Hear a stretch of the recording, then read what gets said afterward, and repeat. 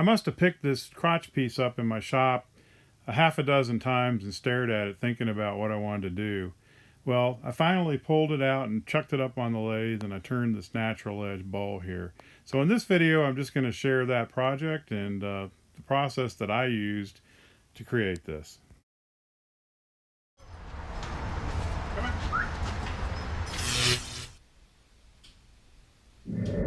A friend recently gave me quite a bit of this wood right here, along with several other species, and I don't know what this is. I'm inclined to think it's some type of oak, but I'm just not sure. This is a piece that I turned out of a small branch, and I really like it. Anyway, looking at this piece, I think my strategy on this is I'm going to turn it between centers like this, and I'm going to try to get myself a tenon on this side, and then once I've got the tenon, I'm going to hollow it out on this side.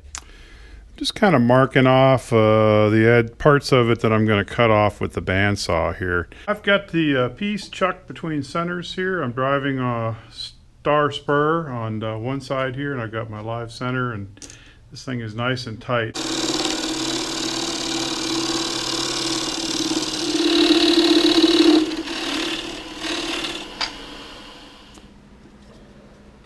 Okay, I think that's pretty good. I think that'll make a nice tenon. Maybe just take another 1/16 or so off, and then I'll nibble this little piece off and I'll cut that with the saw. It's like the outer layers of it were quite dry, but once you get into it, it's still pretty wet. This thing is pretty stable for the most part. This one little area right here, I'm going to just put a little bit of CA, just feed that in there and sand it, and just to make sure that that bark doesn't try to come apart on me going forward here.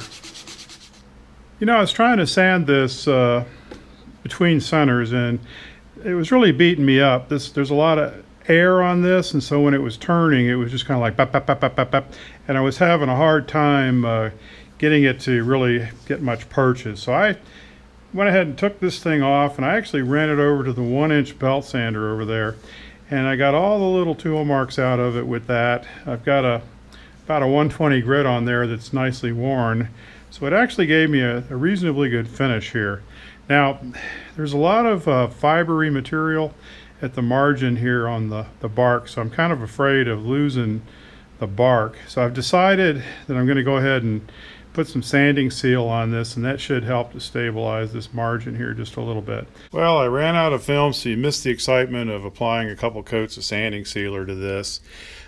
Looking at it here, it's been sitting overnight. It's nice and dry, and it looks like the edge of the bark here is pretty well sealed up. So I'll go ahead and mount this thing and hollow it out. I cut my tenon pretty small for the chuck. The idea is that I like the chuck to be at as close to fully closed as possible, and that gives you the best contact between the jaws and the work here. So I put this arrow here on the side of the chuck, and then I always put a little dot right here. So if I have to take this off, I can reorient it to the same position that it was last time I had it on.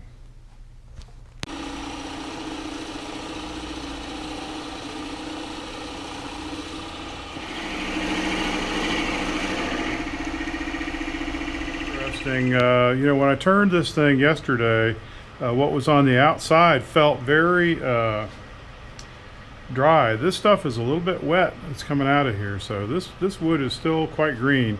Also on the inside, I'm getting a sweet smell from the wood, so I'm starting to wonder if this is not a fruit wood of some type.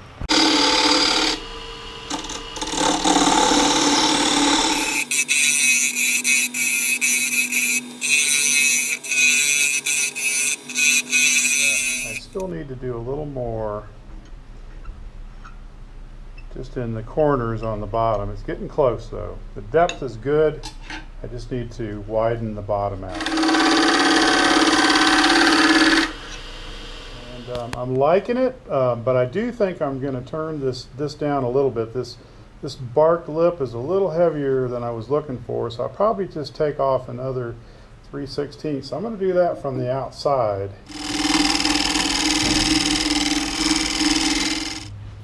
I think that's as far as I'm going to take this, so I'm going to run over to the belt sander and I'm going to clean this thing up.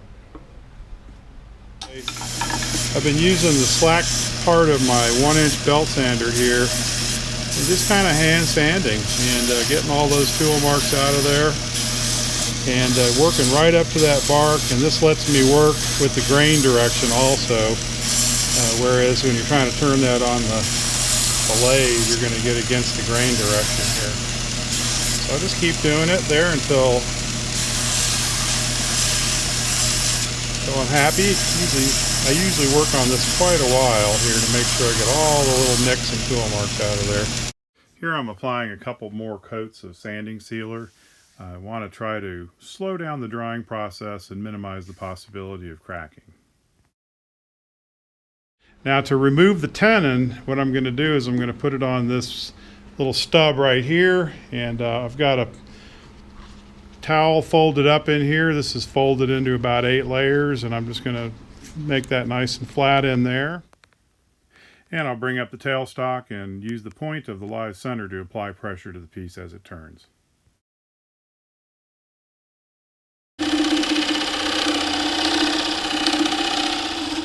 So that's probably about as far as I want to take it, and I'll sand the rest of it down off camera.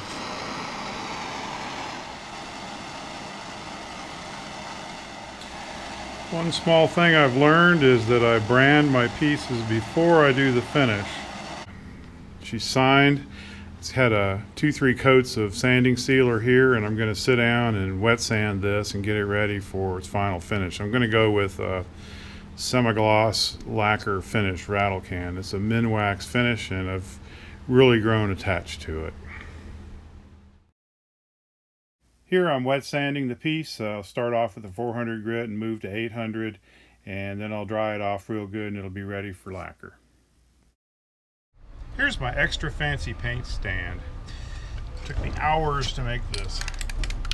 Actually, I turned this post here and it let it sit for 6 months. It's going to be a blank, and the wood is just too grainy, so I thought, it'll make a good post for a paint stand. So I'm just using a semi-gloss clear lacquer here, and I'll put 6 or 8 thin coats on this, and then we'll go to wet sanding. This one's finished. I'm really liking this quite a lot. It's never going to be in the Smithsonian, but hey, the wife will keep it in the laundry room and put buttons in it or something. It'll be fine. I posted a few pictures of this wood on Facebook, and there was some discussion about doing the green wood turning, and somebody asked about whether I was worried about cracking occurring. Well, this is an end grain. This is an end grain. These are the 2 legs of the crotch here, and this is an end grain. And these do have some very, very light little starts of a crack in there, but they're very tight, very small. And so I don't know if this wood will crack or not. Time will tell. Well, thanks for watching this video. What do you think? I'd sure appreciate hearing any comments that you have. Have a great day.